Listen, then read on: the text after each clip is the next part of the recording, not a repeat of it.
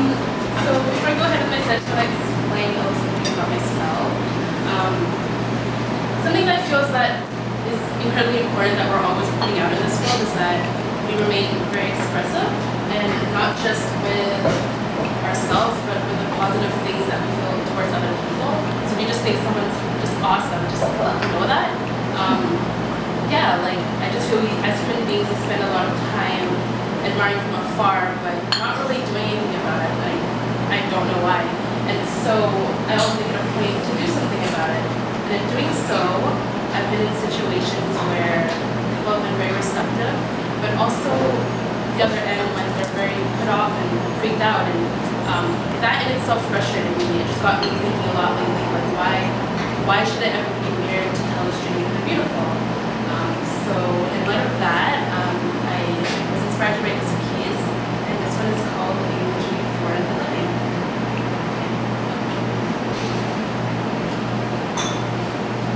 Trust me, I know.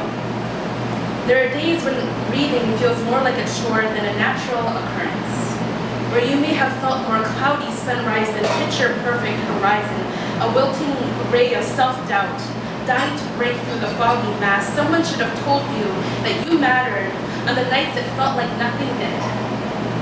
And so, lately, I've been wondering, why do we sculpt eulogies only after the corpses and coffins come?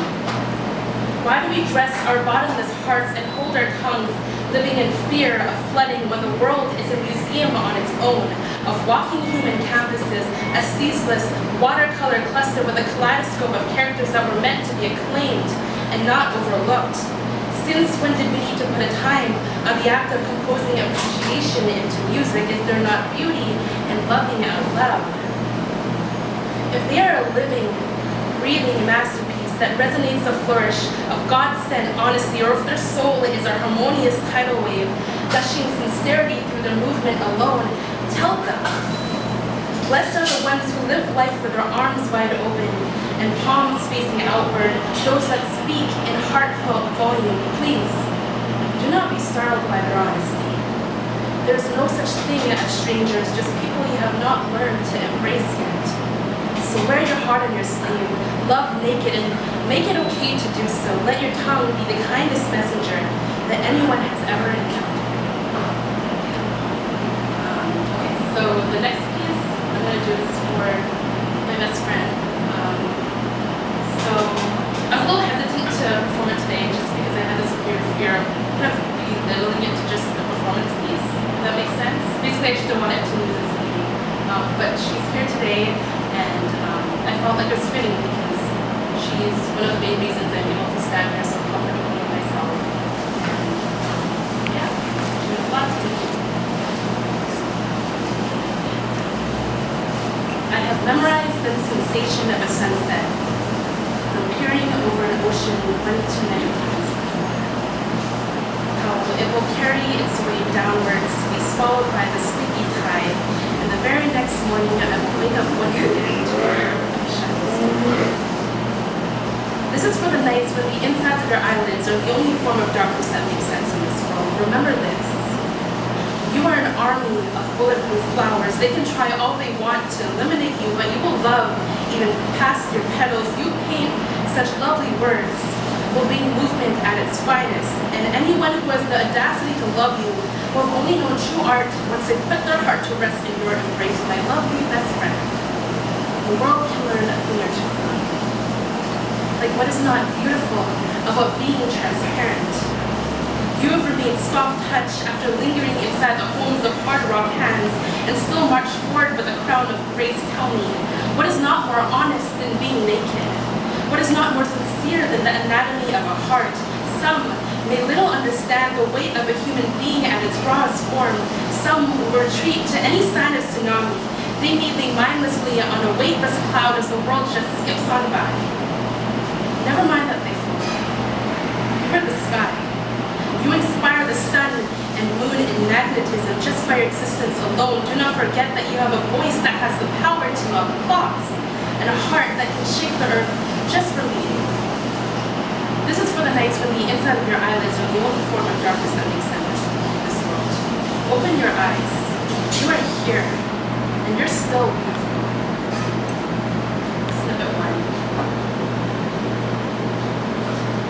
When you finally find her, 4 months in the process of healing, hidden in the basement of your ex-lover's throat, you will not see your reflection for a week. You will close your eyes and have already memorized the shape of deception in the dark. It will burst open yet another attempted scar, a constant reminder of what it's like to be in love with a quarter of a person, the framework of a boy. It will only leave you feeling naked and ashamed. Tongue turned back. Snippet 2. You granted yourself an entrance to my rooms as a masked paramedic, less than honest of his intent.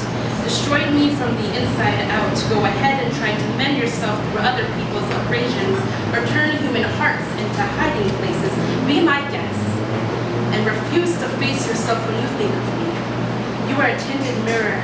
I'll stand behind and see right through you, watch you stray in denial, and trick yourself into comfort. Don't think for a second about the other side. Don't think. You fool. You just love the way you look today, didn't you? Okay, so the final piece, just needs water. Okay, so the final piece, it's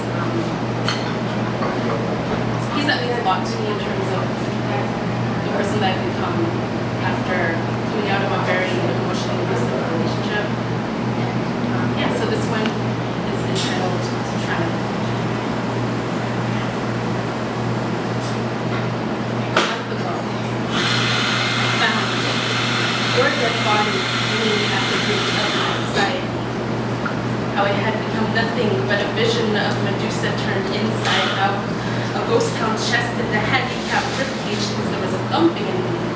I wanted nothing but to crawl into your arms, even just to fall into at least a second of your step, and you would just watch as it crumbled under your gaze.